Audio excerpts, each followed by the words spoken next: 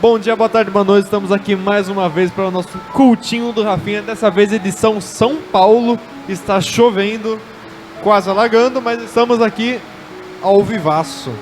Muito bem-vindos para o episódio número 12 e vamos começar com uma oração.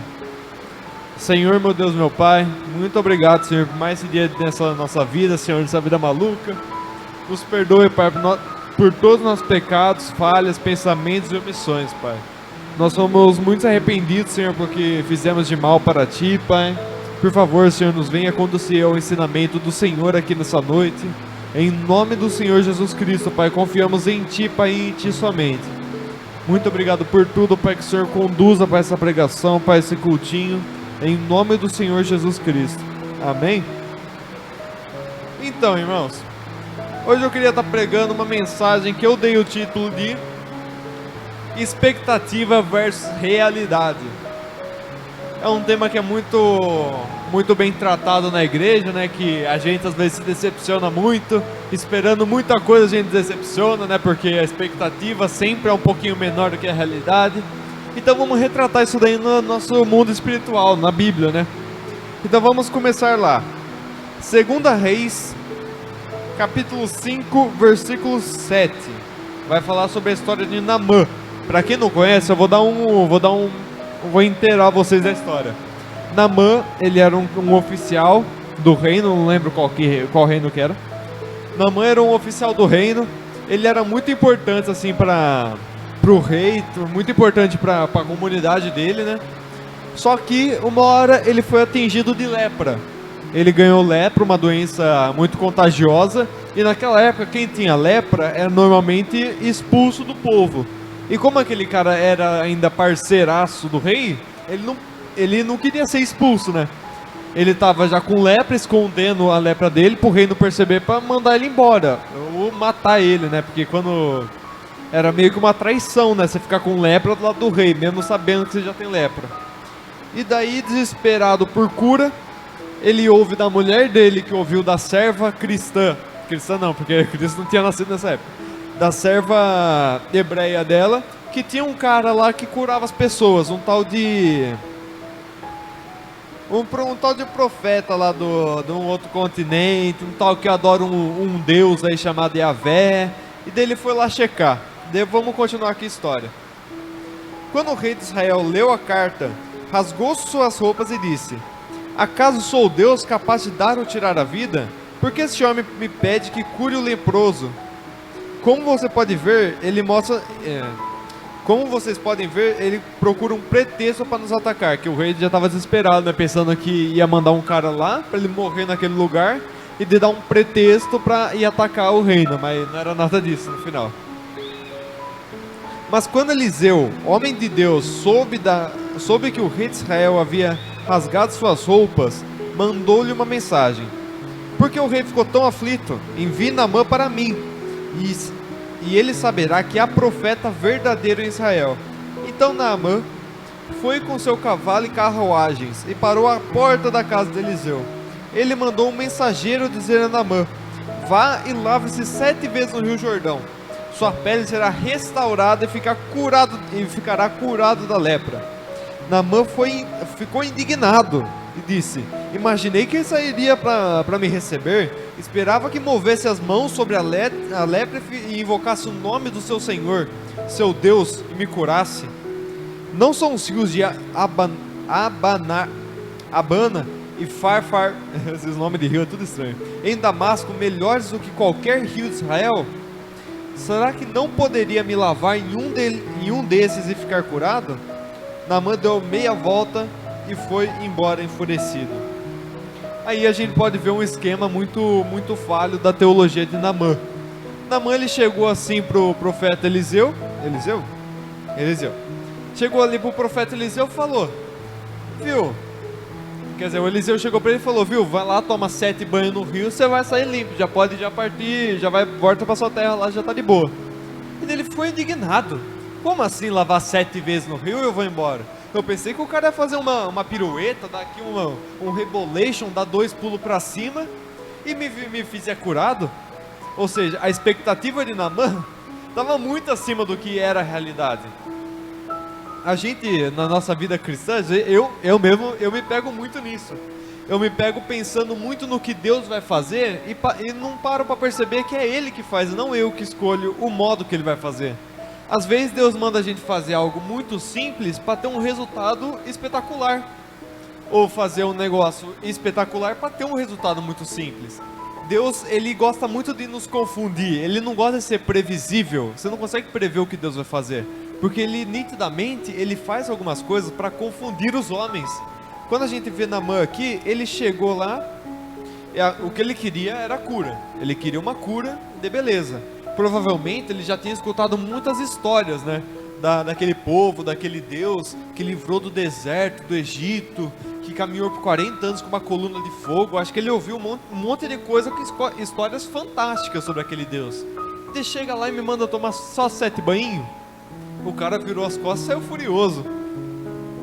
Mas na realidade, Deus, ele, às vezes a gente comete o mesmo erro de Naamã. A gente entrega o nosso milagre na mão de, a gente dá o nosso milagre embora só porque Deus mandou a gente fazer alguma coisa ou ridícula ou muito simples, pensando que a gente ia fazer uma coisa espetacular, que ia ser cena de filme, que ia ser uma coisa linda. Sabe, eu acho isso muito errado, né? Porque a gente vai ver esses filmes no cinema, é sempre uma aventura, né? Em busca do milagre, um mundo perdido, que ele entra na floresta, papapá.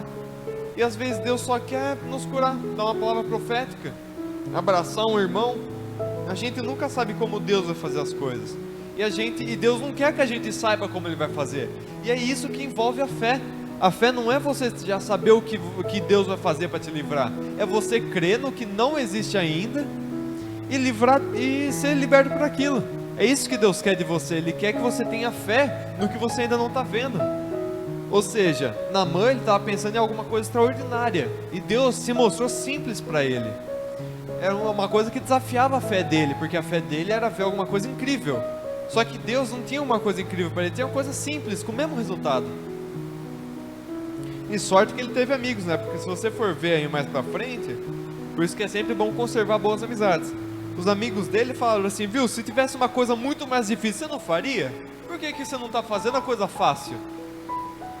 Então os amigos revogaram, né? Tentaram convencer ele, ele voltou e foi curado. Eu acho que ele foi curado meio de bico, né? Que não fala depois se ele ficou muito grato, assim. Na verdade fala, né? Ele deu umas carroças lá, mas não deu muito certo. E daí, outra coisa que a gente pode ver na Bíblia é em 1 Reis 19:11, onde diz o seguinte. Aqui o profeta, se eu não me engano, é Elias. É antes de Eliseu, Elias. Elias, ele estava refugiado numa caverna e ele pediu que Deus viesse falar com ele. E daí Deus falou o seguinte: sai e ponha-se diante de mim no monte, disse o Senhor. Enquanto Elias estava ali, o Senhor passou um forte vendaval, atingiu o monte, era tão intenso que as pedras soltavam do monte diante do Senhor, mas o Senhor não estava no vento. Depois do vento houve um terremoto, o Senhor não estava no terremoto. Depois do terremoto houve fogo, mas o Senhor também não estava no fogo. E depois do fogo veio um suave sussurro. Quando Elias o ouviu, cobriu o rosto e a capa e saiu e ficou na entrada da caverna. E uma voz disse: o que você faz aqui, Elias? Que é de fato o Senhor. Então a gente pode ver que Deus mandou um vento fortíssimo que destruiu tudo pela frente. Só que Deus não está no incrível. Ele mandou um terremoto que rasgou a montanha do meio, mas Deus também não estava no terremoto. E Deus, às vezes, ele se mostra simples para confundir as pessoas que querem o complexo, sabe? É muito interessante essa parte de Deus, que a gente nunca vai conseguir falar assim, não, eu estou firmado na fé em Deus, porque ninguém vai estar. Deus sempre vai achar uma forma de confundir essa pessoa para tirar o orgulho dela. Então ele passou todas essas coisas grandiosas e na verdade Deus estava no pequeno, estava ali no sussurro. E não que Deus seja fraco, mas que ele quis surpreender mesmo Naamã, que ele não precisa resplandecer a todo momento sua grandeza para falar quem ele é. Às vezes Deus ele só quer confundir o homem, para tirar o orgulho do homem de, eu sou um homem de Deus, eu sei o que Deus vai fazer, eu porto a voz dele. Não, para falar bem a verdade, a gente é mais pau mandado de Deus do que conhecer a Deus. Agora vamos continuar aqui, só para completar aqui, para finalizar a frase. 1 Coríntios, capítulo 1, versículo 27. Pelo contrário, Deus escolheu as coisas que o mundo considera loucura para envergonhar os sábios, assim como escolheu as coisas fracas para envergonhar os poderosos. Tá vendo? Aqui se completa essa frase. Ele escolheu as coisas fracas, ele escolheu aquele pequeno sussurro para representar ele, para confundir as pessoas que acham que Deus está na muvuca, que Deus tá no vento forte, que está no mover gigantesco. Às vezes tem muita igreja fazendo gritaria e Deus não está no meio deles. Às vezes tem muito movimento aí falando que está proclamando a voz de Deus e Deus não está no meio deles. Às vezes Deus está naquela igrejinha do interior, naquela igrejinha pacata, está no meio do sítio. Ali que Deus habita de verdade, onde tem o mover do Espírito Santo dele, porque ele gosta de confundir o homem, para que ninguém se orgulhe de falar que conhece a ele mesmo. E a mensagem de hoje era essa, para falar que a gente não deve ter muita expectativa acerca do que Deus vai fazer para a nossa vida, porque é capaz da gente perder o nosso milagre por causa disso. É bom a gente sempre ir onde o Senhor nos manda, sem criar expectativa, sem falar que os outros vão nos humilhar, nem expectativa boa, nem expectativa ruim, porque a expectativa boa pode te frustrar, e a ruim pode fazer você desistir antes mesmo de tentar. Então vá na calma, vai em Deus, firme na promessa dele. Se ele te mandou, se você já consegue ouvir a voz do Espírito Santo no seu coração, vá lá e faça. Às vezes você não vai entender o que Deus fez com aquilo, às vezes você vai plantar uma árvore e você não vai ver ela crescer.